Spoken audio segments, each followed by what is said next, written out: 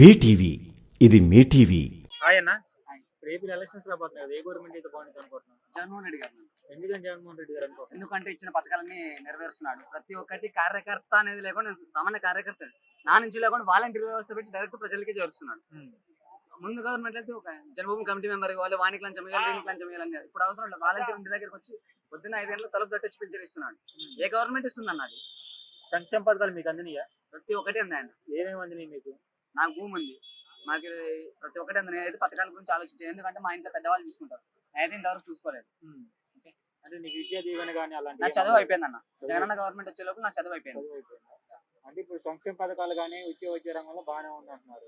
Development లేదు, నిరుద్యోగ శాఖ ఎక్కువ ఉంది అంటున్నారు. దాన్ని డెవలప్మెంట్ అంటే కరోనా టైం 2.5 సంవత్సరం 3 టైంలో కరోనా టైంలో ఆకలి బాధలు తీర్చాడన్న. కరోనా టైంలో ఆదాయం లేదు, ఏం లేదు, కూర్చోబెట్టి డబ్బులు ఇచ్చాడు. అంటే ఏది ఆపకోకుండా ఇచ్చాడు కదా, అది చాలా.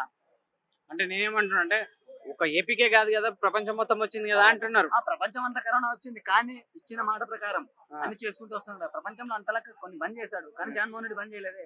ఇచ్చిన మాట ప్రకారం అన్ని చేస్తున్నాడు. అమ్మ ఒడి ఇస్తా అన్నాడు, ఇచ్చాడు. రైతు రుణమాఫీ అన్నాడు, ఇచ్చాడు. అంటే అది సభలో ఇప్పుడు రీసెంట్ గా మనం చూసుకున్న జగన్మోహన్ రెడ్డి గారు సైకిల్ ఏమైనా బయట ఉండాలి, గ్లాస్ ఏమైనా సింక్ లో ఉండాలి, ఇంట్లో ఉండాలన్నారు. దాని మీద మీ అభిప్రాయం ఏంటి? కరెక్ట్ గా చెప్పాడు. ఏ విధంగా? జగనన్న గవర్నమెంట్ వస్తే ఎప్పటికీ ప్రజలు ప్రశాంతంగా ఉంటారు. సైకిల్ వచ్చింది అనుకో, ఇదే టీడీపీ గవర్నమెంట్ లో రాప్తా నియోజకవర్గంలో కూని ప్రతి ఒక్క మండలంలో ఒక నాయకుడు ఎదుగుతున్నా అంటే మర్డర్లు చేసి చంపడాలు. ఈ పరిటాల శ్రీరంగాడు ఉన్నాడు. ప్రతి ఒక్కరిని ఎవరిని ఎదుగుతున్నా అంటే వాళ్ళని చంపించడాలు. ప్రతి ఒక్కటి మర్డర్లు. రాజకీయం అంటే హత్య రాజకీయంగా మారింది టీడీపీ గవర్నమెంట్ లో. వైఎస్ఆర్ గవర్నమెంట్ వచ్చిన 5 సంవత్సరాలు ఎక్కడైనా కార్యకర్త అపోజిషన్ పార్టీ వాళ్ళని చంపారు అని తీసుకోండి చాలు. టీడీపీ గవర్నమెంట్ జరుగుతున్నాయండి. వాళ్ళు కొట్టుకొని గవర్నమెంట్ మీద వస్తున్నారు తప్ప జగనన్నకు సంబంధమే లేదు. దళితుల డాక్టర్ ఒక ఆయన సుధాకర్ ఆయన కూడా కరోనా టైంలో చనిపోయాడు. దానికి కారణం కూడా జగన్ అన్నారు. చెప్తున్నా కానీ ఏం ఎదుర్కోలేక ఇట్లాంటివన్నీ చేస్తున్నారు. ప్రూఫ్ చూపించండి, బయటకు పెట్టండి. నేను రెడ్ హ్యాండ్ చెప్తా. ఎంతమంది బాబాయ్ కూడా జగన్ పాత్ర ఉందన్నారు, నిరూపించండి. టీడీపీ గవర్నమెంట్ లోనే కదా చనిపోయింది. అది సిబిఐ ఎన్ఫోర్స్మెంట్ ప్రతి ఒక్కటి వాళ్ళ చేతిలోనే ఉంటాయి. టీడీపీ గవర్నమెంట్ టీడీపీ చేతిలోనే. చూపించండి. అది మీరు పక్కా జగనే గెలుస్తారు 100%. పక్కా గెలుస్తానన్నప్పుడు ఎమ్మెల్యేలు ఎందుకు మారుస్తున్నారు? ఎందుకంటే ఒక ఎమ్మెల్యే ఇచ్చాడు, అవకాశం ఇచ్చారు. కష్టపడిన కార్యకర్త ఉంటాడు, సామాన్య చిన్న నుంచి వచ్చింటాడు. ఆ కార్యకర్త ఎదుగుతున్నాడు, అతన్ని చేంజ్ ఇద్దాం. ఒకసారి అతనికి ఛాన్స్ ఇద్దాం. ప్రతి ఒక్కరిని ప్రతిసారి వాళ్ళని చేంజ్ చేయాలిగా. నువ్వే బాగుపడి నువ్వే ఎమ్మెల్యేగా ఉంటే అవసరం లేదా? ఉండండి, వేరే వాళ్ళు చేంజ్ ఇద్దాం. ఇప్పుడు 2014లో జగన్ అది చంద్రబాబు ఇచ్చిన హామీలు చూశారు, 2019లో జగన్ ఇచ్చిన హామీలు చూశారు కదా, ఏది నెరవేర్లు అంటారు? జగన్మోహన్ రెడ్డి ఇచ్చిన దాంట్లో 100% నెరవేరు. చంద్రబాబు ఇచ్చిన దాంట్లో 2% కూడా నెరవేరలేదు. వైనాట్ 175 అన్నారు. సాధ్యం 100% సాధ్యం. అంటే ఇప్పుడు జగన్మోహన్ రెడ్డి గారు 2019లో తను ఇచ్చిన హామీలే మొత్తం ఇప్పుడు నెరవేర్చలేదని కొన్ని అంటున్నారు. అంటే మద్యం ఒకటి ఖచ్చితంగా ప్రతి ఊర్లో బెల్ట్ షాప్ ఉంటుంది టీడీపీ గవర్నమెంట్ లో. ఇప్పుడు ఇక్కడ మండలానికి 2 షాపులు, అవి 8 గంటలకు బంద్.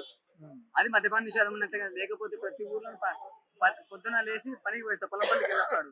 అతను సాయంత్రం అయితే ఊర్లోనే ఇక్కడే పెట్టంగడి దగ్గర వెళ్ళి 50 రూపాయలు 100 రూపాయలు అంటే దాంట్లో పెట్టి తీసుకొని వచ్చి తాగుతాడు. అలా చేస్తున్నాడు. ఇప్పుడు వెళ్ళాలంటే 20 కిలోమీటర్లు 30 కిలోమీటర్లు వెళ్ళాలి.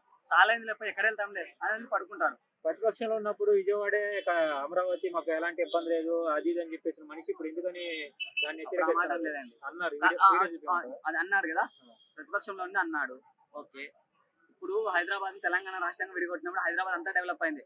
ఇప్పుడు విజయవాడ కానీ, కర్నూలు కానీ, వైజాగ్ కానీ సిటీలు పెద్ద పెద్ద సిటీ. 3 రాజధానులు కరెక్టే, మేము కూడా ఏకోపిస్తాం. ఎందుకని దాంట్లో ఒక ఇటుకు కూడా పెట్టలేదు అంట? ఒక ఇటుకు కూడా ఎందుకని పెట్టలేదు? పథకాలు అందియాలి, ఇటుగా పెట్టాలి. చంద్రబాబు గవర్నమెంట్ 5 సంవత్సరాలు ఉన్నాడు, అతను అంత మాత్రం పీకాడండి. అసలు తనైనా కొంచెం గ్రాఫిక్స్ అయినా చూపించాడు. గ్రాఫిక్స్ కి 1000 కోట్లు ఖర్చు పెట్టాడు. జగన్ ఖర్చు పెట్టకుండా చూపిస్తున్నాడు కదా, గ్రాఫిక్స్ కి 1000 కోట్లు పెట్టాడు. ఇంకోటి రీసెంట్ గా మనం చూసుకున్న 4 రాజధాని కూడా ఏపీ తెచ్చారు తెలుసా? 4 రాజధానులు ఉన్నారు ఏపీ తెలుసా? లేదు. వైవి సుబ్బారెడ్డి రీసెంట్ గా కామెంట్ చేశారు అన్నమాట. అంటే 3 రాజధానులు కొనసాగించలేకపోతున్నాము, మీకు హైదరాబాద్ రాజధాని అని చెప్పేశారు అన్నమాట. 4 రాజధాని చెప్పలేదు. ఎందుకు ఉమ్మడి రాజధానిగా పెడదాము అన్నాడు తప్ప 4 రాజధాని చెప్పలేదు. అదే హైదరాబాద్ కొనసాగించమంటున్నారు. కొనసాగించే కొద్ది రోజులు కొనసాగించి డెవలప్ చేసుకునే టైం ఇవ్వండి అడిగారు. గవర్నమెంట్ రాదు, మారిపోతుంది. గవర్నమెంట్ మారిపోతుంది. ఏది ఎందుకు మారిపోతుంది? ఖచ్చితంగా గెలుస్తారు. ప్రజలకు మంచి టీడీపీ గవర్నమెంట్ మాదిరి వాళ్ళు చేయలేదు. జగన్ ఒకటే అంట, మీ ఇంట్లో మంచి జరిగింటే ఓటు వేయండి, లేకపోతే వద్దు అంటున్నాడు.